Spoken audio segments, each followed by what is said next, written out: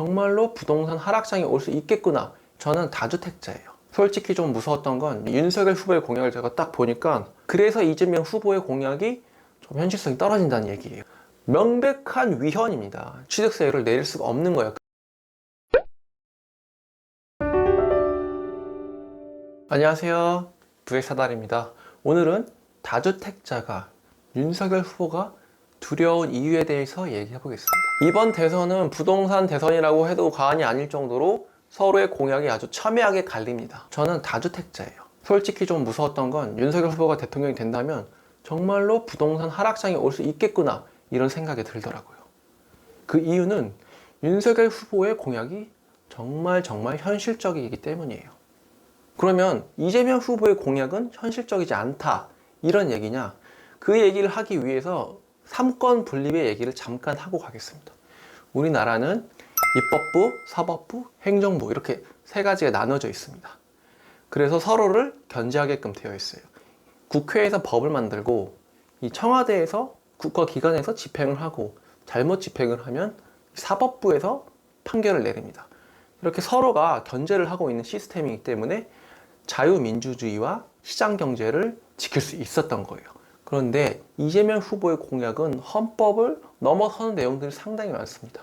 우리나라는 민주주의 국가고 자본주의 시장경제를 채택한 나라예요.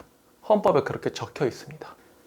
그리고 소급 적용은 할 수 없다, 이런 내용들이 많이 적혀 있어요. 그런데 뭐 재벌을 해체한다더니 이런 내용이 있는 걸 보면 상당히 좀 급진적인 내용이 있어서 위헌 판결이 날 소지가 많다. 그래서 이재명 후보의 공약이 좀 현실성이 떨어진다는 얘기예요. 자, 노무현 정부 때 어떤 일이 있었죠?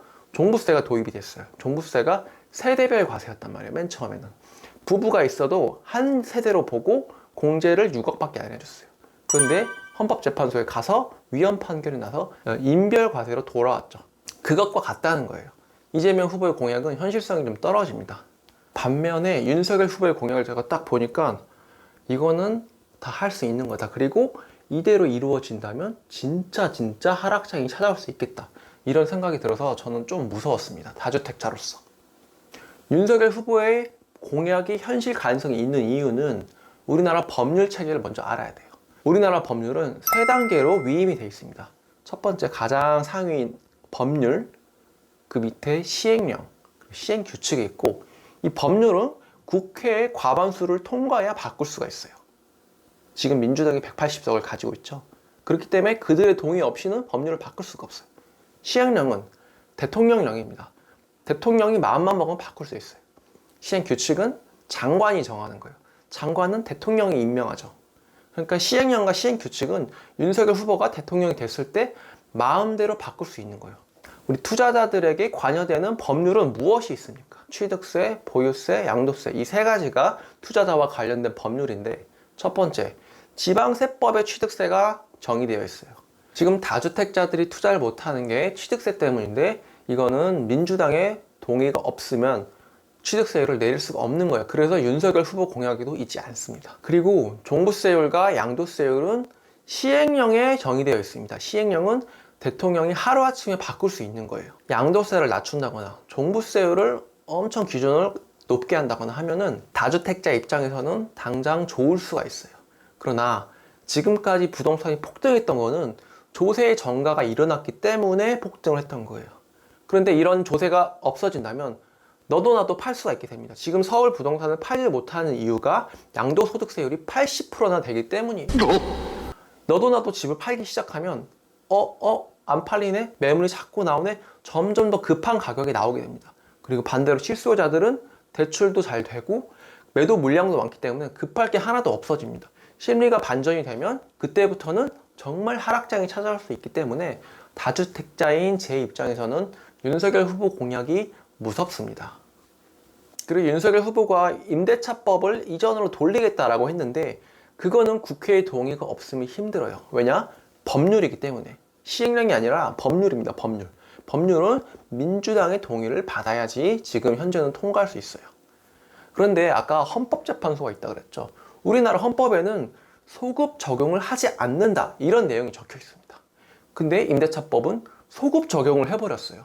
명백한 위헌입니다. 헌법재판소에서 소가 제기된 걸로 알고 있는데, 이 위헌 판결이 나게 되면 다시 예전으로 돌아올 거예요. 물론 2+2는 안 될 수도 있지만 이 전에 계약했던 사람들까지 소급해서 적용한 거는 아마 돌아가지 않을까, 이런 생각이 듭니다.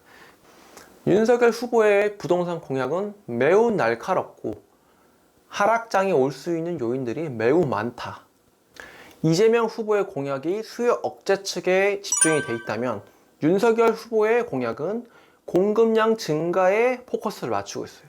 저는 이게 훨씬 더 하락장 요인이 크다고 봅니다.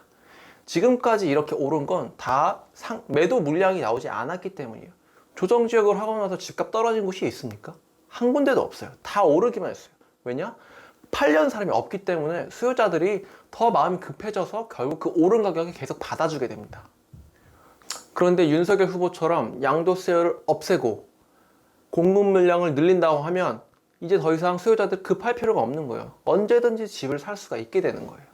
그렇기 때문에 윤석열 후보의 공약은 정말 하락장을 야기시킬 수도 있습니다.